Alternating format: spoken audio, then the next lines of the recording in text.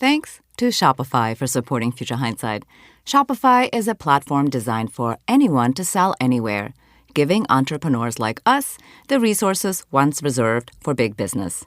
Sign up for a $1 per month trial period at shopify.com/hopeful, all lowercase. Welcome to Future Hindsight, a podcast that takes big ideas about civic life and democracy and turns them into action items for you and me. I'm Mila Atmos.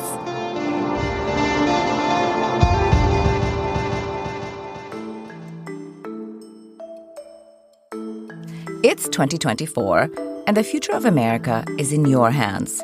Democracy is not a spectator sport, so we're here to bring you an independent perspective about the election this year and empower you to change the status quo. Democracy is also a practice, something that we do, and, as we've heard more than once, not something you put in a jar on a shelf. One of our favorite things on the show is to talk to people who jump in and participate in the daily ritual of democracy. And today, we're in for a treat because our guest embarked on discovering how our founding fathers lived democratically. It will be a discussion about everyday citizenship in real life. Think of it as democracy in the wild. We're joined by A.J. Jacobs, author of The Year of Living Constitutionally, One Man's Humble Quest to Follow the Constitution's Original Meaning. Welcome, A.J. Thank you for joining us. Well, thank you. Thank you, Mila. And thank you for all you're doing to help save democracy. Really, it's great work. Thank you. So your book reads like a manual on 18th century living, and I'm a fan of your enthusiasm for embracing the oddities of that time. The purpose, as per your subtitle, is one man's humble quest to follow the Constitution's original meaning. So after your year of living constitutionally, how would you describe or define the original meaning of the Constitution? Well, just to back up on why I did this, and then I'll tell you some of the results I had. It was a couple of years ago, and I realized I knew shockingly little about the Constitution. I knew the preamble, We the People, but I never read it from start to finish. And actually, neither has the majority of Americans, according to polls. But every day I would read another article about how this 230-year-old document was having a huge impact on every part of my life, millions of Americans. So I thought, I need to understand what this document is about. The way I like to do it as an author is I like to dive in and immerse myself and live it. It's what I did with the Bible for a book I wrote called The Year of Living Biblically, where I followed all the rules and I had 10 commandments. I had a huge beard. I wore a robe. So I'd sort of like to do this method writing. And that's what I decided to try to figure out how to understand the Constitution by trying to get in the minds of the founding fathers and trying to live the original meaning using the technology of the time. So walking the walk and talking the talk and carrying the musket and wearing the tricorn hat and writing with a quill. And the idea was hopefully at the end I would have a better understanding of our Constitution and how to interpret it and hopefully how to keep democracy going. And it was an amazing year. It was a weird year, but it was really enlightening. I thought that the experiment was wonderful. The stories that you tell and the things that you've discovered were really marvelous. And my favorite part really is that you were basically breathing and living democracy. It was top of mind every day, which is something that I hope most Americans embrace eventually, hopefully sooner rather than later. And that's one of the reasons I do this podcast, is to inspire people to think democratically, have this as part of their, I call it, decision tree in their daily lives, even when you're going to the grocery store, or the kind of decisions that you make and keeping the public good in mind. What is the original meaning now that you've lived it?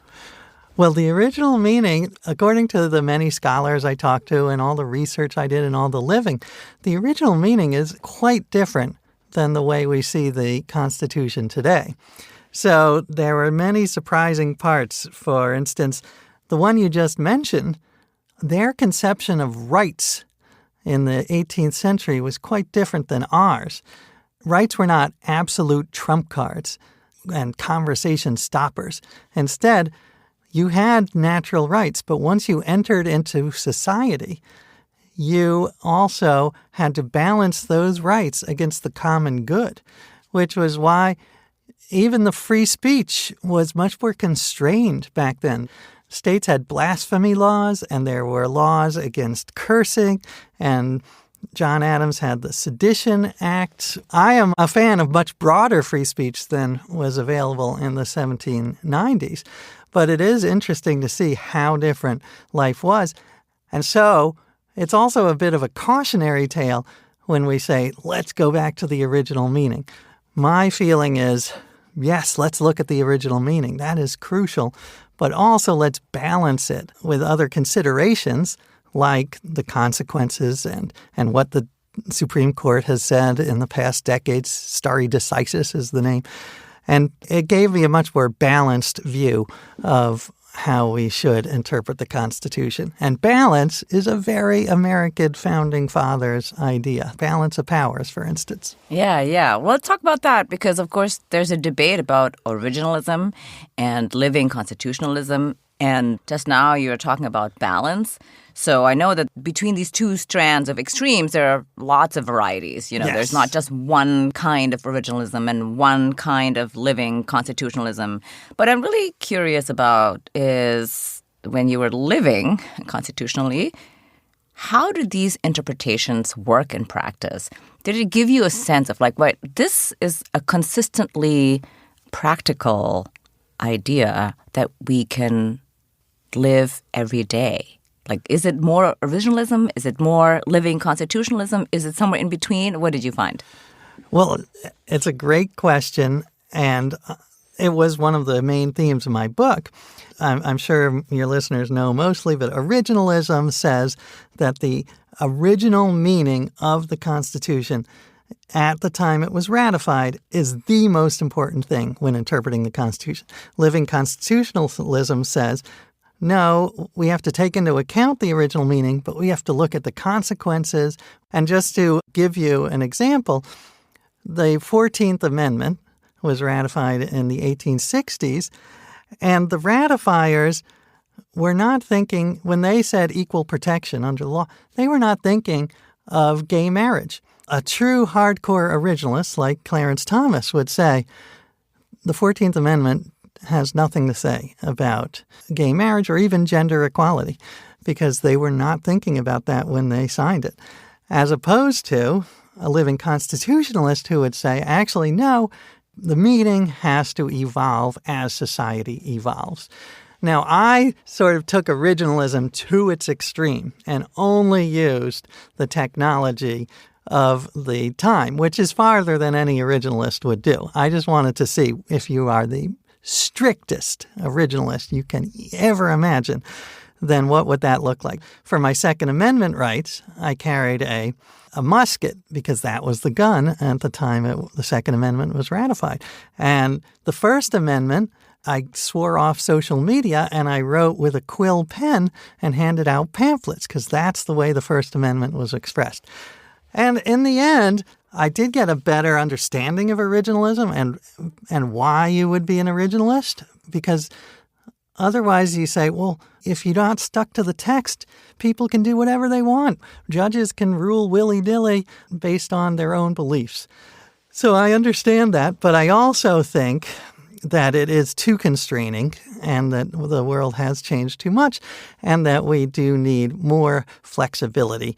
To use one metaphor, if you think of the Constitution as a pair of pants with an elastic, it's an elastic pair of pants at the waist. You don't want the elastic to be completely structureless. You need some structure. You need things like the rights and the idea of general welfare, equal protection, but you also need it to stretch a little. You don't want the Constitution to be a pair of skinny jeans that will split open as soon as you gain a pound, as soon as society changes a little.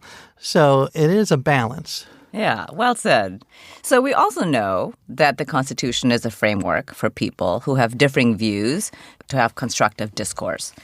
But it's more than that. So it's also, as you note, a seat of freedom And Frederick Douglass goes even further. He says that we should think of it as a moral compass. Yeah. Tell us a little bit more about that idea. Yes, I love that idea. As you say, the Constitution contains many things. One, it's a framework for making law, rules about how to make rules, and partly about how we have rights, but also a moral compass, or in Frederick Douglass's words, a promissory note, because it has those wonderful promises in it about the general welfare, liberty, freedom, equal protection, all of these wonderful phrases.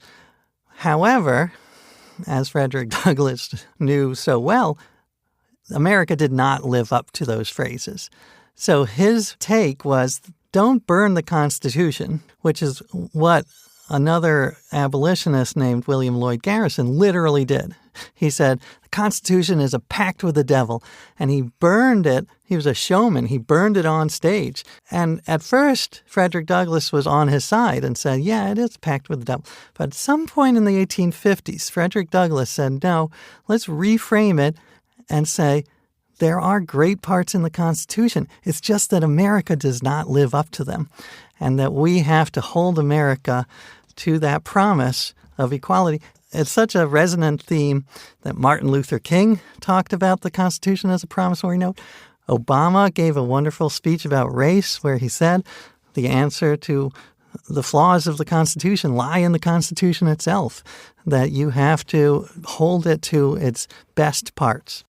Well, so you clearly learned a lot about the Constitution while you're doing this. You read books, you practiced the way that the Founding Fathers practiced democracy, and you just said also earlier that most Americans have not read the Constitution, let alone studied it, spent good time with it. So there are tons and tons of misconceptions.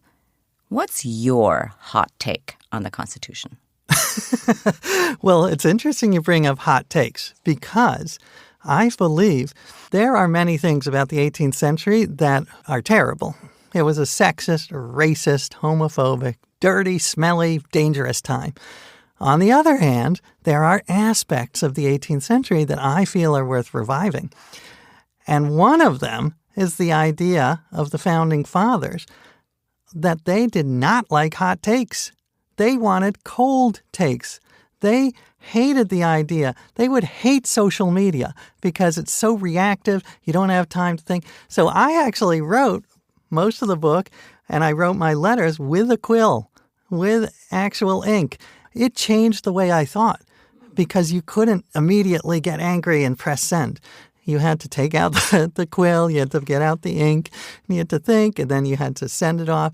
So I believe that this slower thinking is crucial to democracy. So we've got to resist the allure that Silicon Valley has given us of these quick, hot takes. I guess that is one of my hot takes, is that we should abandon hot takes to save democracy. What's a big idea that you discovered in your research, living constitutionally, that we should be embracing in this time, aside from cold takes, but something that would really make our democracy more vibrant, a practice from the 18th century? There are several, but one that I truly love, and one of my favorite parts of the whole project, was to look at elections in the 1790s at the start of America. Now, as always, there were horrible things about it. It was restricted to white men, often wealthy white men. It had huge constraints. However, it also had something lovely, which was that for those lucky ones who could vote, it was seen as a celebration. It was the first time in history that a country could have a say in its own leadership. There was music, there were farmers markets, there was rum punch everywhere, and election cakes. There's a huge tradition of baking election cakes.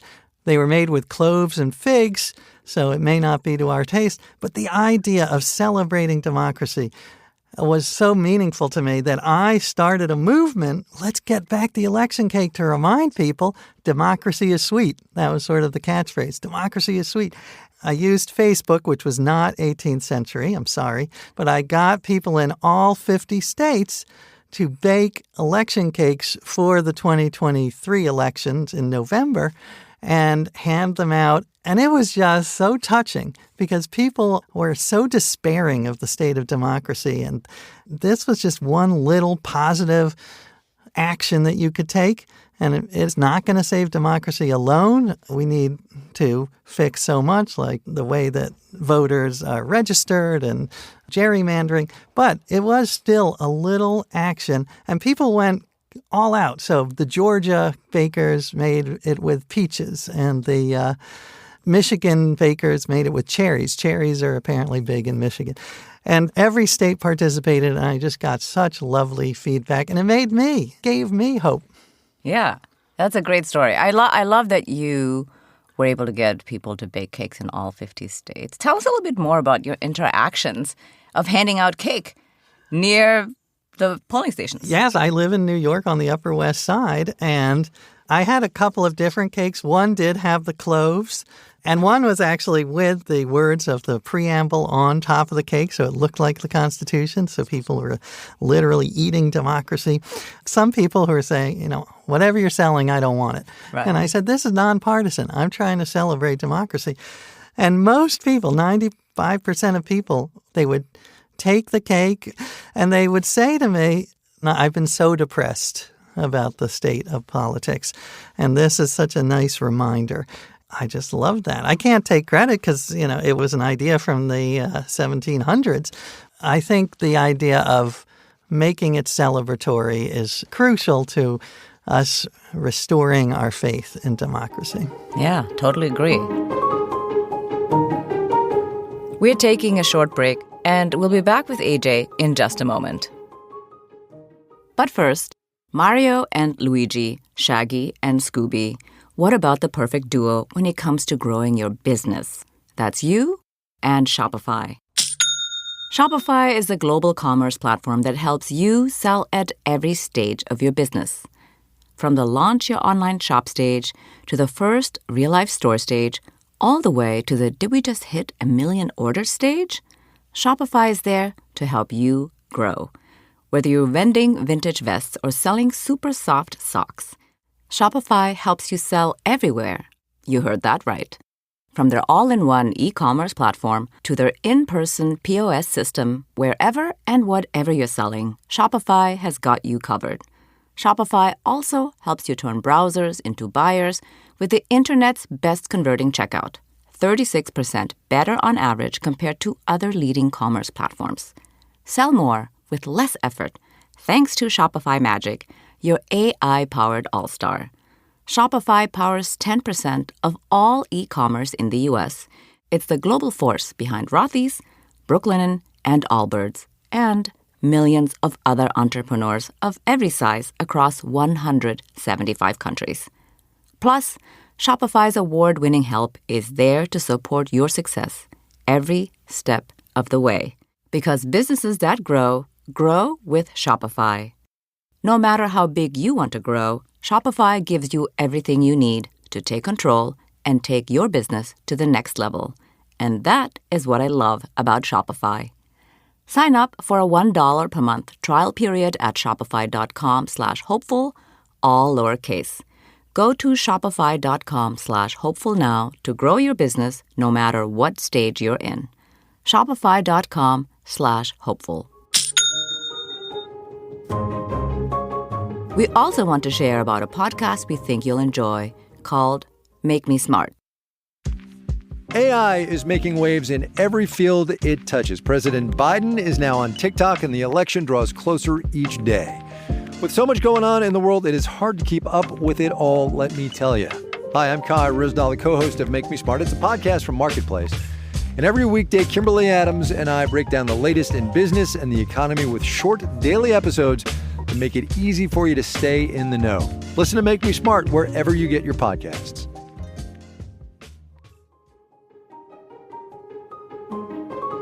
And now, let's return to my conversation with AJ Jacobs.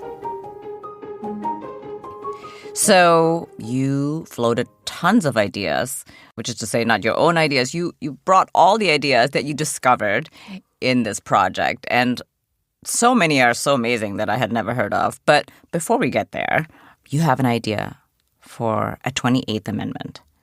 What's the idea that you have to amend the Constitution right now? Well, this idea, again, was not mine. It was from the Constitutional Convention. I recommend everyone read the notes James Madison wrote about the convention because it shows how fluid and flexible and creative and entrepreneurial the Founding Fathers were, and that the system we have now is not something that, in an alternate universe, things could have looked very different if several people had voted just slightly differently. And one of those ideas was that the president should not be a single person.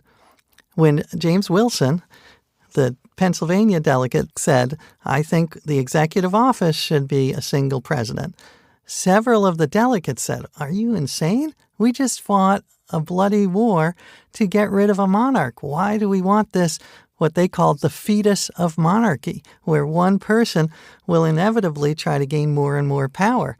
So they proposed ideas such as a 3-person presidency, a triumvirate, or even Ben Franklin at one point had suggested a council of 12 people. So I thought, as part of my project, I'm trying to express all my rights. I want to do a petition. First Amendment says you have the right to petition. So that was my petition. I got hundreds of people to sign that we should reconsider having 3 presidents. And I brought it to Congress. I brought it to Senator Ron Wyden of Oregon and presented it to him. And he was very polite. He said, you're injecting common sense into our democracy, our conversation. Not sure that's true. He said he would consider it. And honestly, I don't really want 3 presidents.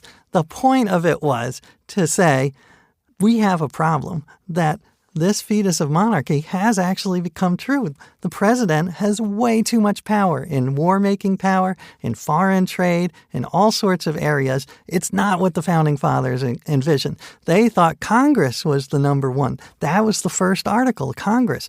President was the second article and much shorter. So we have to restrain. We have to put more guardrails on the president, as we've seen, because if not, and you have a norm-breaking president like Trump, he is going to take more and more power, and he has made it very clear. So we need guardrails, and there are plenty of ones that you can do without having 3 presidents, without having a massive change in structure. Even something as simple as getting rid of the supermajority requirement in Congress so that Congress can take back some of that power and actually get stuff done.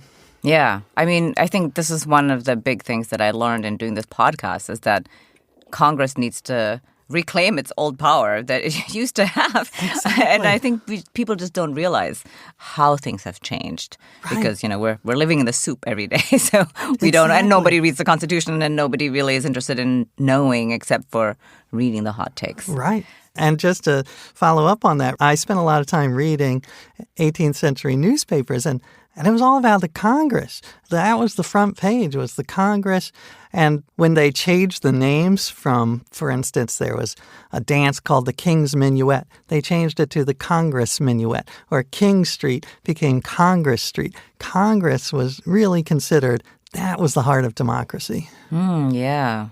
Well, one idea that really caught my eye in the book is to nix elections altogether and choose people by lottery. And it's an election year, a big election year, 2024. So I thought to myself, this is actually a really interesting idea, but how would it work?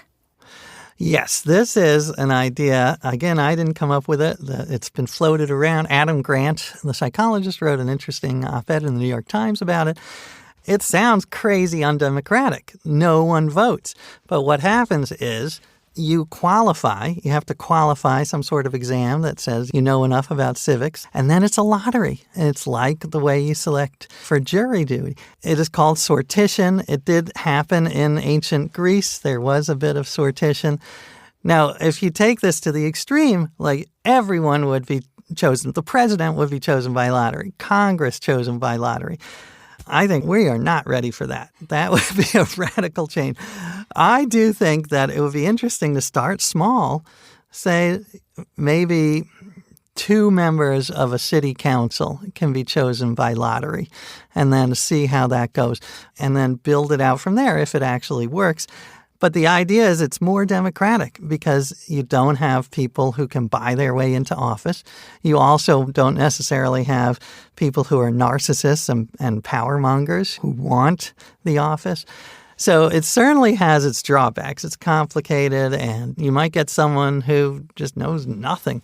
But I agree, it's an interesting idea that I would like to see it start very small and see where it goes. Yeah. Well, one thing that I thought about when I read this part in your book was how in some universities, the way that you pick department chairs is through lottery, which is to say, or maybe just take turns, Right. So everybody obviously in the department is qualified to be department chair, given that they all have the same area of expertise, whatever department they're in. And, not one person needs to be the department chair. And then you just kind of rotate. You do this for 2 or 3 years, and then you don't do it anymore. Maybe one of the ways that we could do it in the United States is to do it with members of Congress. I mean, that would be maybe a really bad idea. But all this to say, there's some people that we have already elected. And perhaps out of those people, we know that they know how Congress works. Right. They could rotate or be chosen by lottery to be president. Listen, it could be bad. Experimentation, I think, is great. This is called the American experiment. We need to experiment more.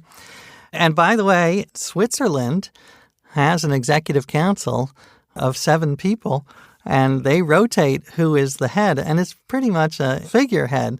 The person who is the president for that year has the same amount of power. They have a little more ceremonial duties, but they have sort of a council of presidents. So it has been done. Right. Well, I just kind of feel like in this time where we feel so hopeless and the politics seem completely unsolvable for everyday people. Right. We need to air these ideas and try them out. And to your point, one of the things you said over and over again in the book is that the founders had a very large appetite for experiment. They were really creative, and they were like, let's try this. Let's have a discussion. But people are no longer really willing to have discussions. No, and we sort of think, well, this is the way it is. This is the natural way that government is supposed to be. But they never thought like that. And that's why I love reading the ideas. Another idea that I thought was interesting was James Wilson said that the Senate should not be elected by states. You should have districts that span different states that are the equal size, equal number of people. So that would have solved our problem where you have someone in Wyoming who elects a senator has 300 times the power of someone in California. Right. Yeah, that's right. So democracy is a practice that we need to engage in together. It's not a solitary activity for the most part. Right. And I was really struck by how many people you interacted with during the course of this project. You spoke to scholars, soldiers, reenactors, voters, poll workers, cake bakers. What did you learn about the original meaning of the Constitution from these interactions? Well, I learned how different it was. And I mentioned earlier the idea that rights were not seen as these trump cards, these absolute trump cards. I also learned that what we assume is in the Constitution is not necessarily in the Constitution. So, for instance, the idea of the Electoral College, this winner-takes-all system that we have, where states allot all of their electoral votes to one candidate, except for Nebraska and Maine, where you can split the electoral vote. They have a proportional system. Yes. So there's nothing in the Constitution that says you have to do a winner-take-all system, as evidenced by the fact that Nebraska and Maine. And I think the Founding Fathers would have much preferred a splitting of the electoral vote because it's more democratic. You can game the system much more easily with this winner-take-all, as we've seen, so where you get a lower popular vote, but you're able to win the presidency.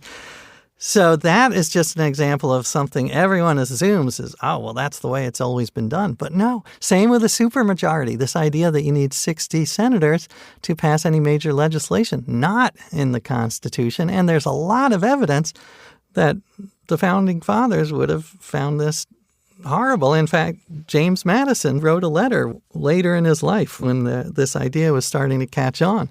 And he said, well, this is terrible. We don't want a tyranny of the majority, but at the same time, we don't want a tyranny of the minority, where the minority can hold up legitimate legislation. Right, which is definitely the case right now. Right. Yeah. So in addition to finding out that community matters, that the public welfare should be top of mind, it also turns out that a single person can make a difference. And I was incredibly struck by the example of Gregory Watson and the 27th Amendment. And I think all of us should know his example because it turns out one person can totally make a difference and even pass a constitutional amendment. Tell us more. Exactly. Yeah, this is one of my favorite stories in the book. I interviewed this man named Gregory Watson, and without him, we would not have the 27th Amendment. He was responsible, along with others, but he led the charge to get this amendment passed. And just quickly, the story is he was a student at the University of Texas at Austin, and he discovered this sort of zombie amendment that James Madison had wrote back in the 1780s. And this amendment had said Congress should not be able to give itself a raise that session. You can raise it. And that's totally legitimate, makes a lot of sense.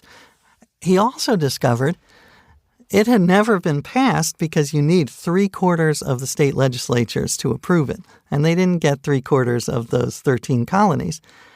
However, it didn't die. It was still sort of in limbo. And he said, if we get 3/4 of the 50 states to sign off on this, it actually could become law.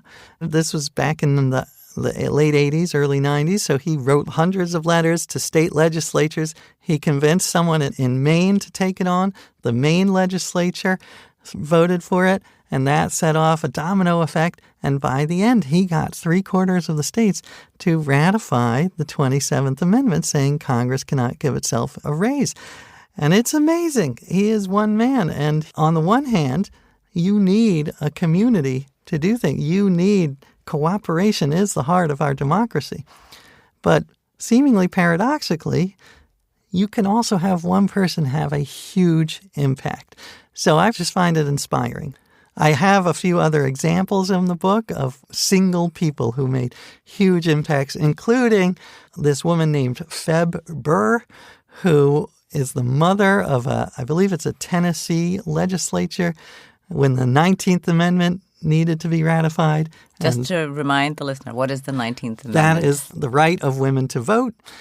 And Tennessee was could go either way, but she put a note in her son's suit that said, be a good boy and vote for the 19th Amendment. And his was the deciding vote in Tennessee, which was then the deciding state, and the 19th Amendment was passed. So thank you, Feb, for making history. Yes, I love that story. Be a good boy, she tells her adult son. Make sure you vote for women, for women's right to vote. So you lived in a way where you could have been shaking hands, breaking bread with the Founding Fathers. So we have to know, who is your favorite Founding Father and why? Well, it's kind of easy for me. My favorite Founding Father, Ben Franklin, for many reasons. First of all, at the end of his life, he was very much an abolitionist. Secondly, he was just such a curious mind, and he had so many interests. And third, one of the virtues that I love, that we need more of, is his epistemic humility. He said during the convention, the older I get, the less certain I am of my own opinions. And that is something you don't see in America today. He also told the story at the convention. It's a little joke, a parable. He said, there was a French lady who said to her sister, it's so strange. I have never met anyone beside myself who is right about every topic. And his point was, we're all that French lady. We think that we're right on every topic. But how can that be? There are 8 billion people and you're the one who's right on every topic. So he was very open to changing his mind and evolving, and that is something we need to embrace. And many of the Founding Fathers were. One last story is James Madison on his deathbed. And this is according to lore. He made a face and his niece said, what's wrong, Uncle? And he said, oh, nothing. It's just I changed my mind. And then he died. So we don't know what he changed his mind on. It could be the bicameral legislature. It could be what kind of soup he likes. But the fact that right to the end, he was considering other viewpoints and willing to be flexible and look at the evidence and say, you know what, I was wrong, let's try this. I love that. Yeah. Well, tell us about something where you changed your mind from how you felt about the Constitution before and now that you have taken a deep dive. One was the idea of states, which I had always found a very strange idea. And some of the founding fathers were also skeptical of states.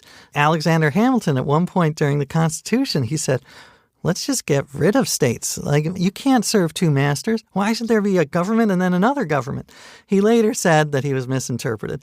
But there were many founding fathers very skeptical of state power. I also have been skeptical of states for much of my life because I see them as sort of an impediment.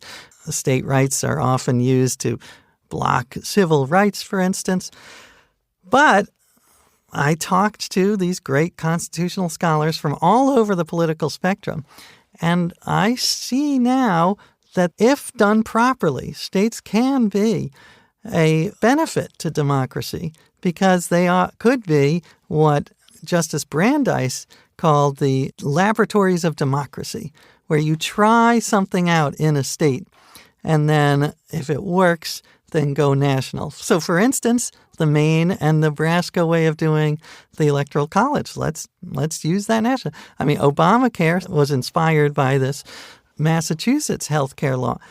Now, I think there are problems right now because the states are sort of controlled by the national parties, so they're not experimenting in proper ways. But I see now the possibility that states could be a force for good. Mm-hmm. Actually, that's a really great idea on the Electoral College. I hadn't thought about that because I think that's something that can be passed state by state, right? Like where you say that you allot your Electoral College votes proportionally, like Nebraska and Maine, and I think that's totally doable. But, it requires at least one person who's going to start this petition process. Well, it's also requires some sacrifice. The states have more power when they give all of their votes to that one person. Mm-hmm. So it would be sacrificing a bit of their own power for the common good, which is a very founding America idea. So I would love to see it, and I think we should push for it. Yeah, totally. I mean, we've talked a lot about election reforms like getting rid of gerrymandering, having ranked choice voting, having open primaries. And this is another really great idea that I had not considered, and we should put that in the bucket with everything else. I mean, I would love to get rid of the Electoral College. And that too. This seems that might be harder, though. But this is sort of like a middle step between getting rid of the Electoral College and reforming it a little. Right. Because I think getting rid of the Electoral College, people say, go directly to direct democracy and popular vote for the president, but this would conserve the Electoral College. Right. But just allot the votes differently. Exactly. Yeah. There was a question about Benjamin Franklin and whether the sun is rising or setting on democracy. And what do you think? Is the sun rising or setting on democracy? And what's the evidence? It's a great question. And just to give a quick background, this came from the Constitutional Convention where George Washington was sitting in a wooden chair, and on that wooden chair was a carving of the sun, but it was only half the sun. It was cut off. You couldn't see the bottom half. So Benjamin Franklin wondered, well, is this portraying a setting sun or a rising sun? At the end of the convention, when they had, against all odds, created this Constitution, he decided the sun is rising on America. And part of my quest in the year of living constitutionally was to figure out, is the sun still rising or is it, as many people fear, setting? And my takeaway is that it's up to us. The sun is a bit of a misleading metaphor because the sun is controlled by gravity. We cannot control the sun, but we can control whether the sun is rising or setting on democracy. But it's going to take work. It's going to take people like you, and it's going to take your listeners and having these discussions and advocating for democratic reforms, which should be nonpartisan. More access to votes is something that everyone should agree on and work for. I am optimistic with an asterisk. I am optimistic that we can make our democracy better, but it is going to take a lot of work. And if we just, like you said earlier, if we're apathetic or we're nihilistic or cynical, then that's when we'll slide into autocracy. Totally agree. So we're always building our civic action toolkit here at Future Hindsight. And of all the things you did in the year of living constitutionally, what are 2 things everyday people should be doing that we just don't do right now? Well, first, I am going to continue the election cake movement in November of 2024. And I would love for any listeners who like to bake or decorate to join. So you can reach me on email or my website, ajjacobs.com, because we're going to organize hopefully thousands of cakes throughout the United States. And I'm telling you, it'll make you feel better. And it'll make people feel better. Who doesn't like cake? I guess some people. So that's one small thing. Another is to not just read the Constitution, which is only, by the way, it's about half an hour. It's 4 pages long. It's long pages, but 4 pages. Not just read it, but discuss it and listen to shows like yours and have discussions with people who you disagree with. I feel part of the book is my hope would be people would be more empowered to, when they hear a politician say that's not constitutional or that is constitutional, they would be more empowered to judge for themselves using these tools from the book. And so have conversations with people about what does the Constitution really say and how should we interpret it? What are the advantages of focusing on original meaning versus balancing other aspects like consequences and original purpose and the future? So those would be 2. Read and talk about the Constitution and bake a cake. This is very good advice. I love the baking cake idea. I love the idea of celebrating democracy on Election Day.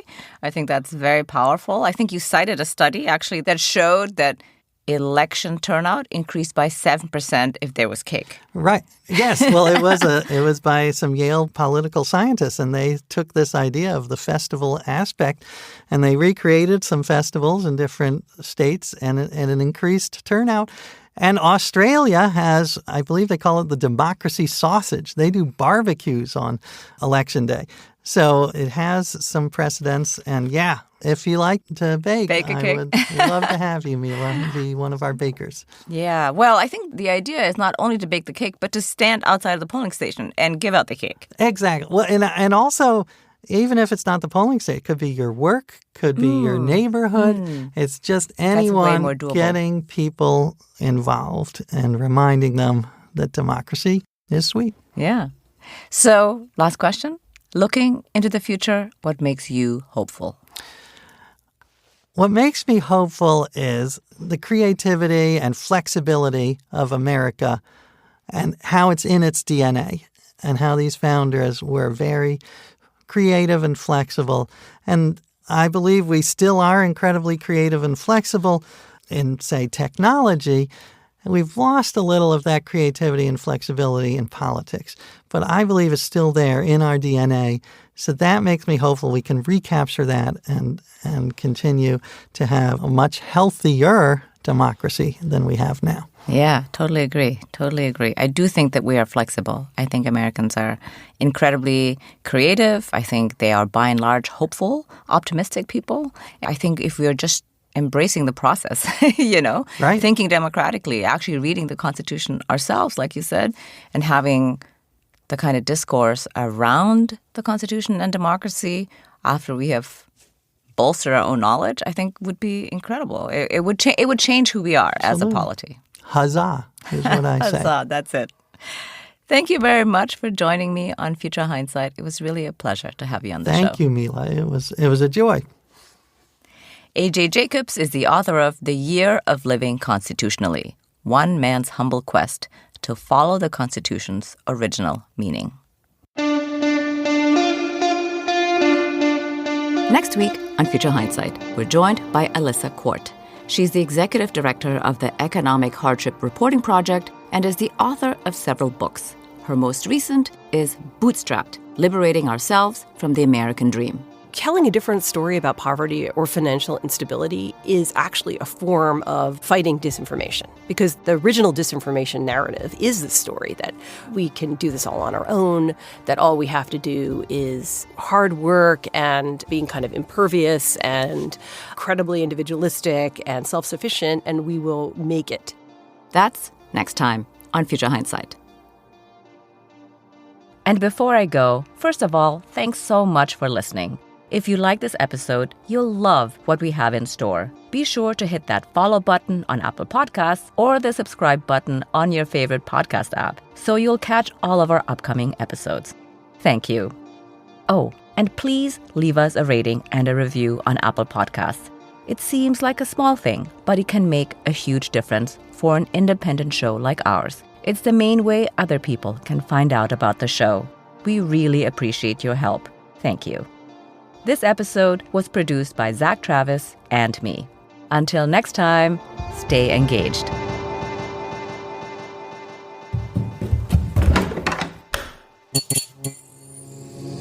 This podcast is part of the Democracy Group.